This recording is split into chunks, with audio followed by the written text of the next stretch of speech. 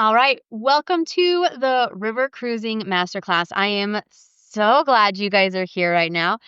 This is the third episode of our mini series, second river cruise of the 15 top river cruise companies that you might not have heard about before. And I know in your mind, you're like, how is there 15? I know of maybe two.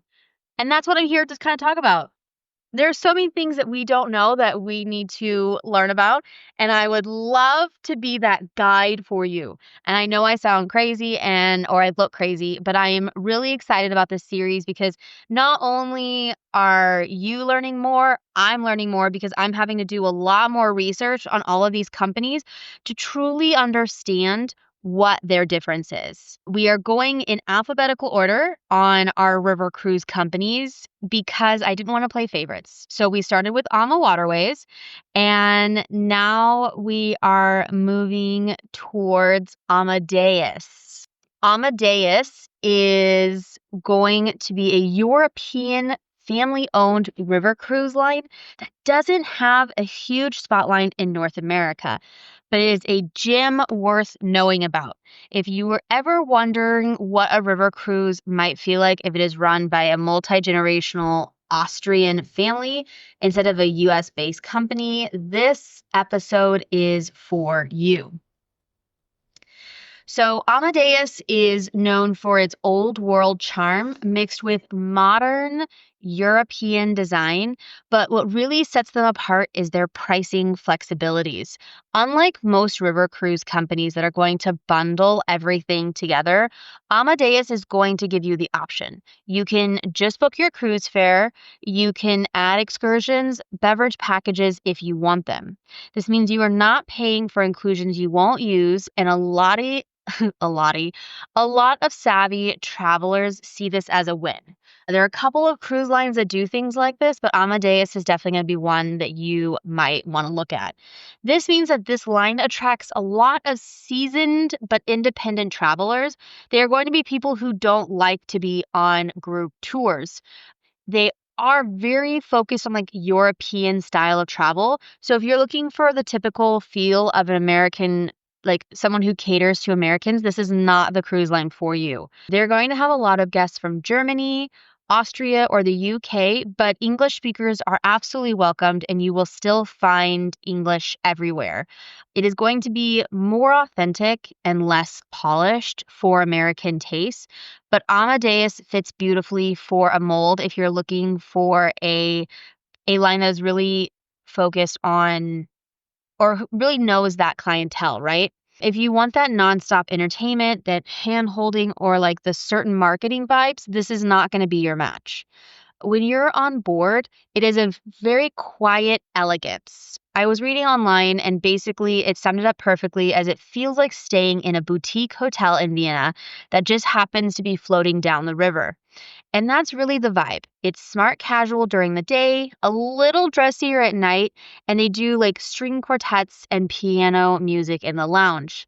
You're not going to see pool parties or trivia games here. It's very much about like cultural scenery and like slow enjoyment of the journey. One of my clients said that one of the most memorable parts of their cruise was just the simple mornings on the sun deck with a cappuccino, watching the castles and the vineyards going by on the Rhine, and there wasn't a pressure to be anywhere, and they loved just how peaceful it was.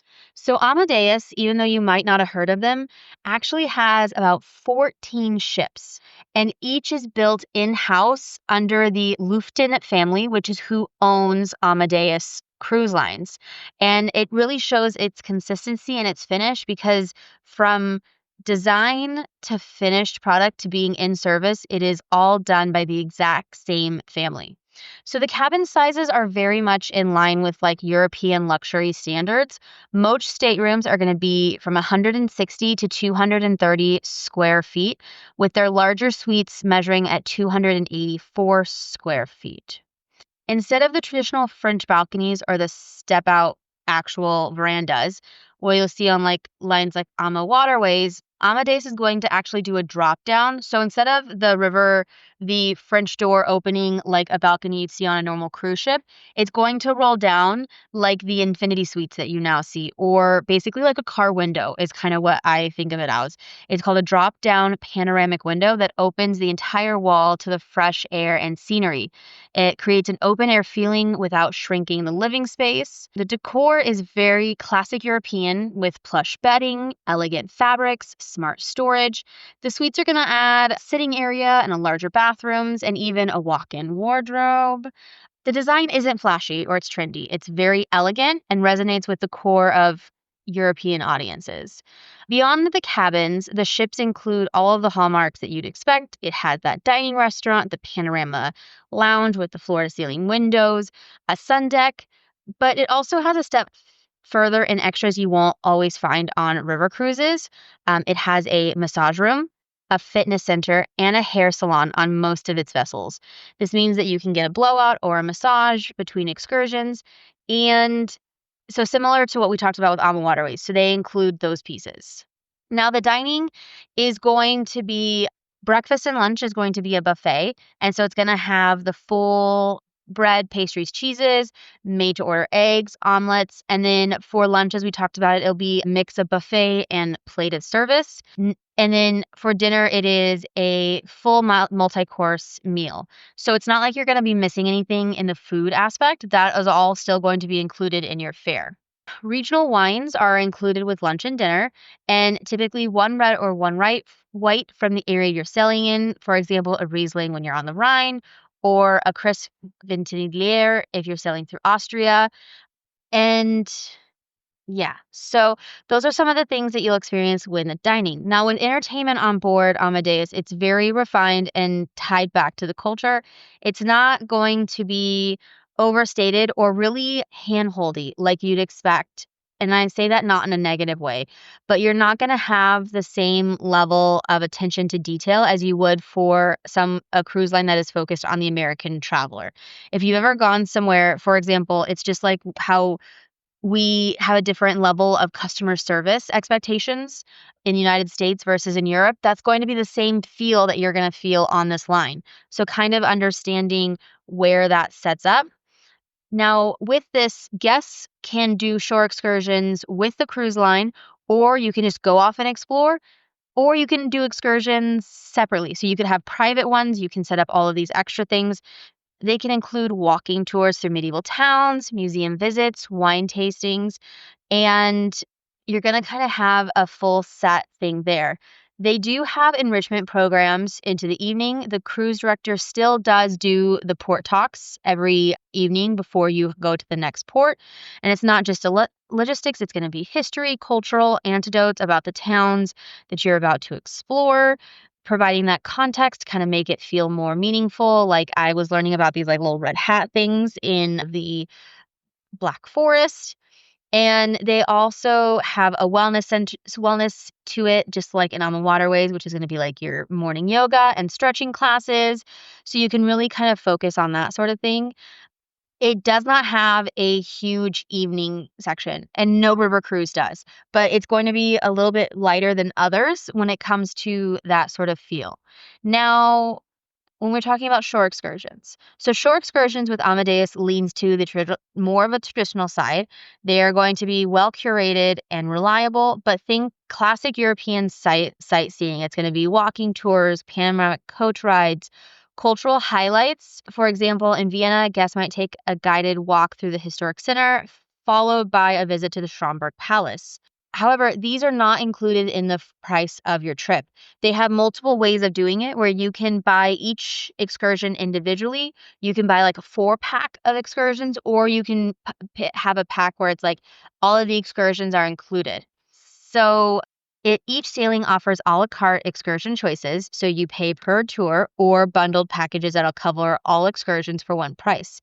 This flexibility mirrors Amadeus's overall approach that you only pay for what you actually use. In recent years, they've expanded for their active and discovery excursions, which is going to be more immersive and hands-on options like the cycling tours, a cooking class in Budapest, or like a smaller group wine tastings on the Rhine. While not as activity heavy as Alma Waterways or Avalon, it is a nice touch for those who want just a little bit more sightseeing. They do cover most of the rivers in Europe, but they are not anywhere else. So, one of the unique features that I have noticed about Amadeus is they choose less common embarkation and disembarkation points. So, instead of always starting in Budapest or Amsterdam like most of their competitors, you might board in Passau or Basel, and it creates a slightly different routing. And with my clients and myself who've cruised multiple times, sometimes starting or ending in a different spot will create a whole different experience, and you'll be able to get like two or three different ports that you might not have seen before. And then being more of a local European based cruise line, they have those partnerships to explore differently. So the overall takeaway is Amadeus is going to deliver excursions that are classic and cultural at heart, but have enough variety to keep repeat cruisers engaged. Now, in terms of the value for money, one of the strongest selling points for myself for Amadeus is the value proposition. When we're looking at river cruising overall, Amadeus actually comes out 10 to 25% less compared to American-based cruise lines without sacrificing like ships, food, or service. And that's because it operates this tiered a la carte model. And so your base fare is going to be your cabin, your meals, Wi-Fi, and port taxes. But from there, it's up to you to decide if you want a beverage package, soft drinks, beer, wine, or all inclusive. If you want an excursion package, either individual or a curated bundle, airport transfers and hotel nights. And so all of these little extras that are included in the cost on other cruise lines are things that you add to. So you're getting a value, but you also have to realize that you're missing out on certain pieces of this thing. So if you prefer to explore independently, but you don't want to pack and repack every day, I would recommend Amadeus to you because you get to kind of have that same feel, but without having to do things. And if you don't drink much, you can pass on the all-inclusive beverage packaging. And it's basically, this is a very European way of structuring travel. And many seasoned guests love this flexibility. So unlike cruise lines like Alma Waterways, Uniworld, where everything is included, it's convenient to be able to see what the price difference is if you're not including that. Tauck and Scenic will take it even further with absolutely everything included with gratuities, excursions, butler services, but you do pay extra for that unless you're getting there's a couple of sales which make it really worth it to go on those cruise lines. Scenic is having one of those promos right now. I just got an email about it. But you usually are paying an extra premium for it. Now, Viking is going to sit somewhere in the middle because they only have the one included excursion per port. They have beer and wine included at meals, but it's not going to be regional. It's just going to be across the board the same wine, so it has less of the uniqueness of each region, and it has a little bit less flexibility than Amadeus. And so the value of Amadeus depends on your travel style. If you like a pay for what you're using model, you're going to get a much better deal. If you want the all-inclusive simplicity, you're going to find the add-ons frustrating, and it's going to feel like you're being nickeled and dimed. I will say that Amadeus has their French balcony rooms are about 20 square feet larger than Viking, because Viking holds 190 people on board, whereas Amadeus is only at 150, so similar to Alma Waterways. So a lot of clients basically say that they have a unique experience when they go on board. They don't have a luxury price tag, but they're also not paying for things they aren't doing. So if there's someone who doesn't want to do the excursions with the cruise line, that's perfectly fine. Usually if I have a group, we sometimes will do Amadeus because then we can do private tours. So if there's 6 to 8 of you, we can set it up where you guys all have private tours every city, and you don't have to worry about what the cruise line is doing, and you're not paying an additional cost that you were already put into another cruise line's like price point, if that makes sense. And so you're going to have that sort of thing. So Amadeus is going to give you that European luxury at a competitive price, and it is a fantastic option if you are comfortable building your own package instead of experiencing everything wrapped up in a go for you, like wrapped up in a little bow, perfect, nice, and neat. So for me, Amadeus is going to be that like quiet European cousin in the river cruise world. It is refined, it is graceful, and it's not trying to be the loudest in the room. If you're someone who wants the ability to just like be able to step off and do whatever you want in your destination and not have to worry about being on a guided cruise, but still don't want to have to pack and repack every day, Amadeus is the cruise line for you. That is who it's an excellent fit for. It is not for someone who is wanting to do too much. And so I put together a couple of things of like what it's been in the news for so we can kind of just go over those high level things. And I will, but yes, so that's kind of one of those things where as we're talking about it, yeah. So basically, Amadeus has been quietly but confidently modernizing its fleet, and it's been expanding its offering. So in 2023, it launched the Amadeus Riva, which actually includes walkout balconies, which is completely new for the cruise line. Before then, it only did the panorama window views, or basically the French balconies. In 2024, we have the Amadeus Nova, which is basically their next generation of ship, and it includes solar panels, energy efficient propulsion, and really focused on like its eco-conscious hull design. This year it released the Amadeus Amara, which is basically the most environmentally advanced ship yet, and it has a shallow draft construction, which really is great for those that are concerned about the water levels and being stuck in a certain port.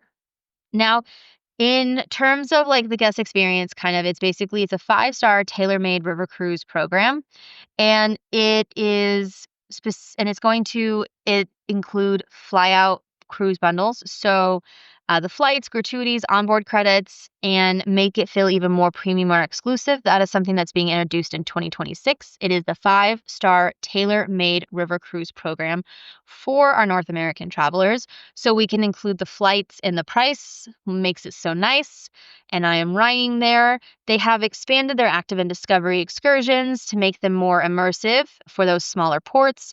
They've increased their English language outreach, and they do speak English as well as German on their ships. And depending on how many people are there, they might do another language as well. So be prepared for the announcements to be in multiple languages. You could also do the Christmas markets cruises with them, and they have like some unique things of that. And overall, like Amadeus has been evolving. It is still boutique and European at heart. And as I said before, I would recommend Amadeus to someone who wants to go on a river cruise but doesn't want to be on guided tours. I have a friend who literally is like, I'm not a big fan of that. I just want to explore on my own. I would recommend Amadeus if you still want the option of being able to not have to worry about all of that stuff. So not have to worry about, packing and unpacking, but still not have to pick shore excursions every day or not have to pay for something you're not going to use. And that is really what I would say Amadeus is for. It is for people who don't want to pay for what they are not using. Anyways, I hope you have appreciated this episode. I will be posting more facts about Amadeus in my Facebook group, which is your Cruise Better Tips for River, Small Ships, and Expedition Cruising by Sydney. And we'll be kind of going into a deep dive more onto that. If there are questions that I did not answer about Amadeus, on the waterways, and the next one that we are doing, which is actually not European, I threw one in that's not, American Cruise Lines, which is going to be next week, let me know and I will answer them for you. I'm really just focused on providing that additional education for those who might not know what different cruise lines are and how many cruise lines there are for you to choose from. As I say, there is more than just Viking out there. If you have any questions or need any help about your next river cruise, you can email me at sydney@thepoodlebooked.com. I actually just released, on terms of the Christmas markets, a really fun document on what river cruise to do for your Christmas markets experience and when the Christmas markets are going to be open for this year, next year, and even 2027, because they are already releasing those dates and it is already being sold out. Christmas markets is the number one time to go on a cruise, and they sell out quickly. Like I'm looking for some people for 2026, and there's 3 cabins left on a couple of these river cruises. So, just as a high level of things that I'm working on, if you have any other questions, please don't hesitate to reach out.